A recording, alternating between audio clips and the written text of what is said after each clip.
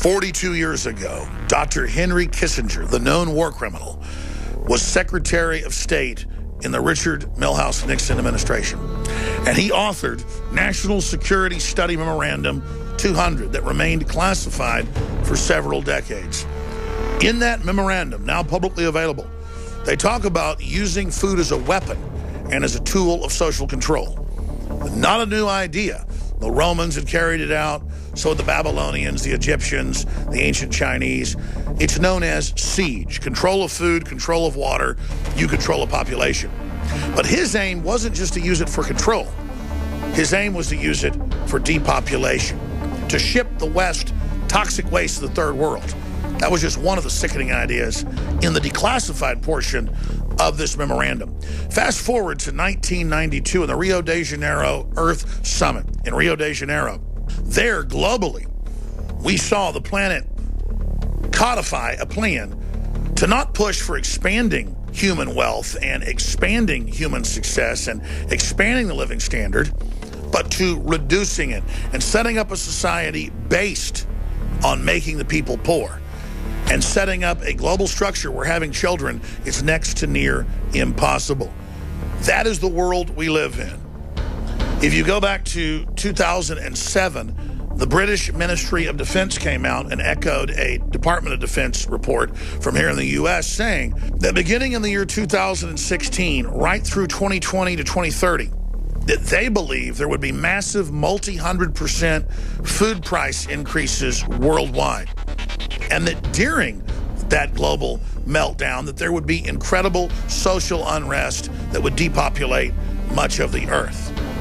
Now, in 2016, Vice magazine and other publications are reporting on a 2015 report produced by the U.S. government, the UN, and scores of foreign nations, as well as the State Department, overseen by food giant Cargill, the World Bank, and most importantly, the World Wildlife Fund. The World Wildlife Fund is a eugenics, anti-human organization set up by Prince Bernhard, who also founded the Bilderberg Group and who was a Nazi officer. He was also cousins and best friends with Prince Philip, Queen Elizabeth's husband, who says he'd like to come back to the earth as a virus to kill 80% of the population. He also doesn't believe that Africans are people. This organization sells environmentalism to make the elite look like heroes saving the earth, when in truth, they are ushering in a planetary tyranny that is irrevocably damaging the fabric of our planet. In this new FEMA report, with headline, FEMA contractor predicts social unrest caused by 395% food price spikes, you learn that this is a report filed with governments and major institutions overseen by a contractor that since the 1940s has been the main advisor for the U.S. Navy Marine Corps. The game itself created an opportunity to live into the future. It caused people to think through what the possibilities are. And in that process, I think they realized what they have to start to do today to prepare for that future. The challenges and crises that we were assigned are exactly what we expect to see in the future. So you've got famine, you've got increased pests, you've got the role of climate change in the world. It's a world where it's getting hotter and it's getting drier. We're also seeing increased social unrest because of the volatility in the food system. Food prices are going up 400%. We've got a flood of migrants coming in. The world is starting to fall apart. Everything we do is going to have some negative effect. We are going to have a pretty hard world to live in. The new normal is volatility.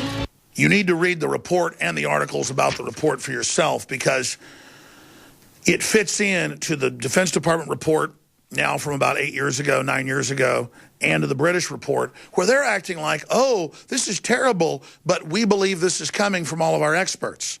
But the experts are the eugenicists at Goldman Sachs, JP Morgan, and other major institutions that have been admittedly, artificially jacking up food prices worldwide, financing the Arab Spring, financing other revolutions to consolidate control. everywhere, whether it's Venezuela or Brazil, or whether it is areas of Spain or Greece or Italy. Central banks, private banks, are installing presidents and prime ministers. They're threatening an EU military to take over 8 nations that are trying to leave the euro, who never even voted to enter it. We are seeing an iron curtain of tyranny descend, and it's the globalists that have been orchestrating a financial world meltdown that is triggered by a food meltdown. There are major studies you can look into that when 50% of someone's paycheck or a family's earnings each month goes towards food, civil unrest, riots, and destabilization are triggered. If you look back at major university studies that have analyzed from the public records what happened during the 10-year depression from 1929 until about 1939 or 1940, 7 million Americans starved to death or died from complications resulting from malnutrition. To be clear, upwards of 90% of the American population in the Great Depression lived in rural areas, and more than half of them were self-sufficient. Today, only 10% live in rural. We're 90% urban, and only half of the rural population is estimated to be self-sufficient. That is 5% of the population. Think about it. 7 million dead with more than half self-sufficient. What's going to happen when only 5% are self-sufficient? And in this report put out by the World Bank and the State Department, they talk about societal collapse due to this problem, from crop failure to system failure. But they're the ones managing the crisis that they've helped create. They're the ones that think they're going to ride this tiger to burn down society and have a global fund set up like the Marshall Plan after this meltdown and after the depopulation to basically control planetary development. All of their world government projects have been failing over and over and over again. They can't democratically get it done. England just left the euro or began the process because they never voted to enter it. It's unelected. The globalists that run it are tax exempt. The EU Parliament is ceremonial. And the people of England across the political spectrum have learned about this. They've learned that the globalists have fed on third world populations, enslaved them, absolutely poisoned them, weaponized crops against them, engaged in genetic engineering, engaged in secret testing, and much of it's been declassified. And now these giant hordes of poor, desperate people are being directed into the West, not to be empowered, but to bring the West down.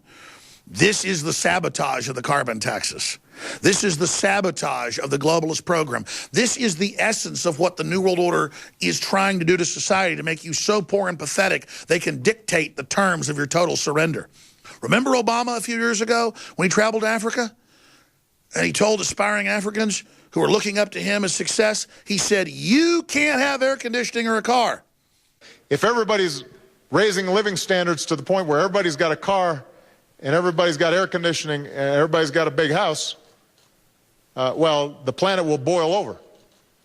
He should have said, we're going to develop cleaner cars and air conditioning. And out of these new innovations, we'll have the next generation of success. But that's what they teach Americans. It's what they teach Nigerians. It's what they teach Japanese. They're teaching everyone that you should just lay down and die. You should hate yourself. You should just turn your whole will over to them because you're an evil, dirty human that's poisoning the earth. And they know that once you industrialize a country, people have less than 2 children and population declines. But if you go back to the British Commission in 1949, they say if we industrialize the third world, we'll empower them and they won't have too many kids, but we won't control them because they'll have their own industrial base.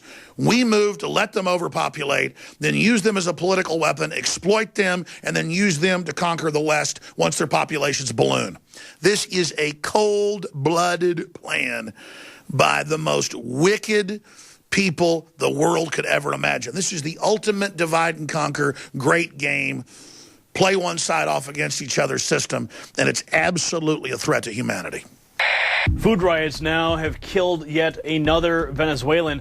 According to Reuters, they're reporting that a man was shot dead on Tuesday during looting and food riots that were proliferating around the crisis hit Venezuela. That's according to an opposition legislator who issued that report, bringing it to at least a number of four in the number of fatalities for this month's wave of unrest. These were the chaotic scenes as residents of a city in southeastern Venezuela went on the rampage in search of basic food items. People desperate for staples like milk, rice and flour stormed a supermarket warehouse in Guayana City. A 21-year-old man was shot dead during the unrest. As the government has reportedly neglected to pay the EBT benefits for 8 days. Michael Snyder of the Economic Blog reports, widespread reports continue to pour in from all over the nation of glitches with the food stamp system. It is 8 days into the month, and large numbers of people still have not received their benefits. And in other instances, it is being reported that EBT cards are simply not working correctly. Michael Snyder continues, on downdetector.com, there are scores of reports of problems with the EBT system from people all over the nation. Could this simply be another example of government incompetence, or is something else at work here? Now, the big question is, what are we going to do about it? The advice I give you is the same advice that I carry out in my own personal life. Number one, everybody needs to be able to protect themselves. Everybody needs friends and family they can rely on in crises. And everyone needs high-quality storable foods and high-quality water filtration systems. Not just for collapse when it comes to water filters. All the garbage in our water, you'd be insane to drink well water or tap water with the glyphosates and all the rest of it. Because people are listening to what we're saying more than ever because we've been proven right, because we've been reading their own documents, their own memorandums. The globalists are eugenicist technocrats. They're orchestrating a world meltdown to reduce population and bring in crisis and bring in control while they pose as the saviors and establish a world government on the ashes of our society. Everything they're doing is about making us dependent. That's why it's key to have a emergency plan for disasters. That's why it's key to have storable foods. That's why it's key to have water filtration and non-GMO seeds.